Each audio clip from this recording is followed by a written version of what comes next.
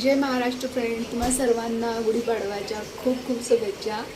आता सगळं झालं, देवपूजा वगैरे आवरून गुढी उभा केली आहे बाहेर। त्यानंतर मग आता सगळं किचनचं आवरायला घेतलं आहे। आज मस्त चिकन पुरीचा बेत आहे, तर आता त्याचीच तयारी सुरू आहे किचनमध्ये। सो चला, तर मग आता म्हटलं आज तुम्हाला सगळ्यांना लाईव्ह थोडासा येऊन लाईव्ह म्हणता येणार नाही, पण आज एक छोट्याशा व्हिडिओमध्ये तुम्हाला सर्वांना गुढीपाडव्याच्या खूप खूप शुभेच्छा। खूप सुखाचं समृद्धीचं आयुष्य तुम्हाला जाऊ देत। आणि आज मी एक पेंटिंग करायला पण घेणार आहे।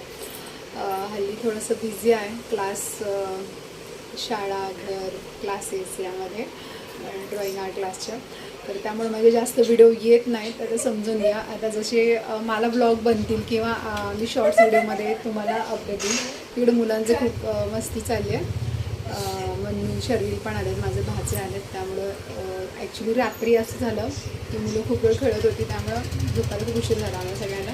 सकाळी लवकर उठून गुढीचं सगळं आवरायचं होतं, तर ते सगळं आवरलं, त्यामुळे डोळ्यात थोडंसं तुम्हाला रांजणवाडीसारखं उठलं, डोळे थोडे दुखतात आहे। सो चला, तर मग आज पटापटा किचनमध्ये जाते आहे। आणि आत्ता इथं मस्त बसले होते गॅलरीमध्ये, बॅक कॅमेऱ्याने तुम्हाला दाखवते माझी गार्डन।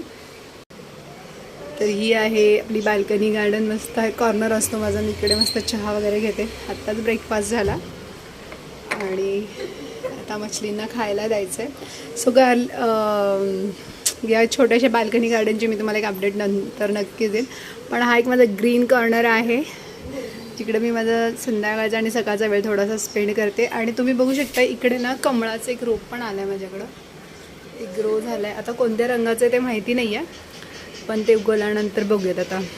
सो चला, तर मग तर पाहिली तुम्ही माझी गार्डन, तर नक्कीच नवीन वर्षाची छान छान झाडं पण ग्रो करा।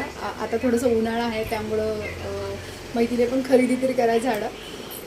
मी दरवर्षी झाडंच घेते। नवीन वर्षाच्या तुम्हाला परत परत खूप शुभेच्छा।